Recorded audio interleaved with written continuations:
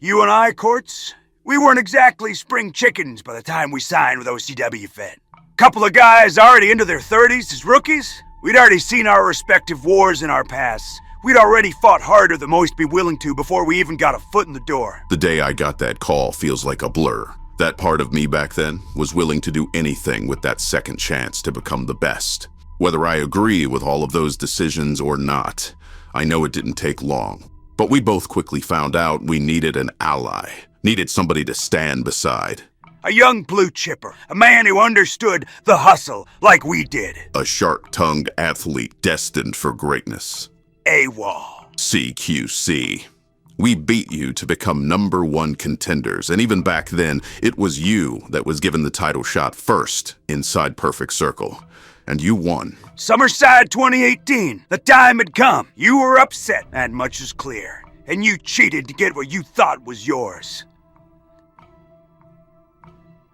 I may have reached the top of the tag team world before you, but you sure as hell left your mark. And we both learned the hard way. Trust is a fickle thing in this business. The only person who's ever truly had my back let himself become poisoned by greed, by ambition. Russ Cole saw his path to the top, and he let other people tell him that path had to be through me. Shepard blamed me for failing to regain the tag titles at Anniversary. He thought he could do better without me.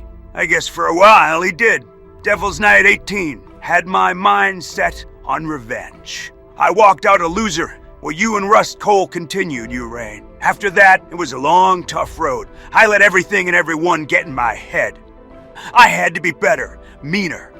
I played the long con. I allied with Trey Golden and betrayed him to win the future investment briefcase. After everything we had accomplished, Castianity pit us against each other for a chance at the CCW World Championship. Even then, I didn't think that would come between us. Those last few months as tag team champions were miserable. Sure, we defended them all the same, but the camaraderie, the friendship, that was long gone.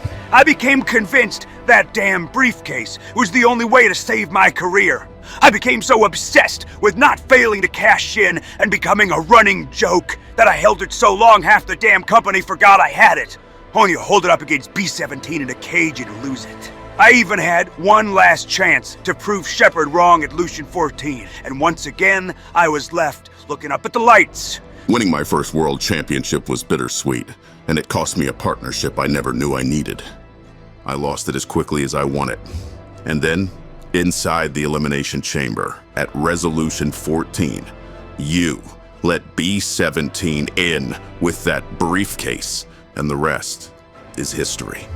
By the end of the night, we were both at rock bottom, empty-handed.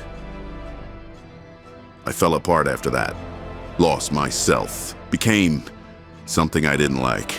That all started with one man, someone I felt represented everything I hated. But while I was at the bottom, I found something more important than titles. A real friend. Someone who did things the right way, the way I should have. Justin Jest. Justin Jest was in it for the long haul. And he wasn't just about the victory, he was in it for the fun and the fans and the respect. The support I had came with championship strings attached, but for him, it was effortless. He taught me a lot, made me realize the year I spent failing as future investment holder wasn't for nothing, made me realize there was a way back. Then at Chill Factor 2021, it all came together. Jest helped propel me to becoming the Pride Champion. You found redemption for your past, while I tried to kill mine. It was that hate that propelled me to becoming OCW World Champion at Chill Factor that same night. Me, alone and bitter, and you, elevated by a newfound partnership. For the first time in a long time, I was having fun again, doing what I love to do and putting on some of the best matches of my career, and entertaining the masses while I was doing it. People look back at that time with nostalgia and excitement, days where I would ambush, cheat, and align myself with whomever I needed to in order to stay at the top. I continued running myself ragged until I dragged an entire family into my own mess, until that family came back to haunt me. By the time we parted ways, wasn't a drama, a betrayal, a sellout. It was just two men shaking hands, staying friends, and moving on. I kept battling men like El Parca, Max Edwards, Marcus McMichaels. The guys who were up next. When I came back to face the pillars, I told myself I'd do it the right way this time. Resolution 16, I finally did. I proved to the world I could make it as world champion without Spider, without shortcuts, and I put Russ Cole in his place one more time. Some would say that's when my wheels began to fall off. I felt just a bit slower than I used to. I needed to know if I still had it. Lucian 16, I watched you come back from everything and do what you did. I knew I could too. Unfortunately for me, the new era was here. Just when I thought I had redemption, Castianity returned to try and take it away from me again. But this time, I didn't allow it to happen. I knew OCW had a force to push back against them this time. A lot of people don't know this, but you asked me to be a part of that force, and damn it, had I been just a couple years younger, it would have been me in that ring right next to you. I tried fighting through it till the end of 2022. Once the pain didn't stop, I knew I had to. My knees were torn to shreds by Cassidy Hayes and Spider. I kept going because I had to. My eye was nearly ripped out of my skull, my back broken by Rex. I kept going because I had to. I needed to be here for OCW and for everything that came before. You gotta know when enough is enough. When to hang up the boots, instead of holding on tighter and tighter until your fingers bleed. I retired in 23, but I didn't want to leave the sport. OCW gave me the opportunity to keep giving back outside the ring, and so I did. Sure, I never got to be the world champ, but I was Pride champion multiple times, tag champion multiple times. Sometimes you just have to take what you can get and smile when you look back on the journey. You ran away. I leveraged my history to keep going. It was the perfect storm. All that solace I took in holding down OCW turned once again to hate when the pain kept coming back, and when I tore my ACL for the second time. I watched everything play out in front of me, tried to help you from behind the scenes. Told you to take it easy, to slow down and think for a minute.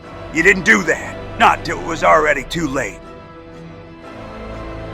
From the beginning of our careers to the present day, whether I was punching you square in the face, watching you fight in a bum knee, you and I have been here through it all in OCW. But 2025 was the year all your stubbornness finally caught up to you. I came back 3 months earlier than expected because OCW needed to be cleansed of the Spider problem once and for all.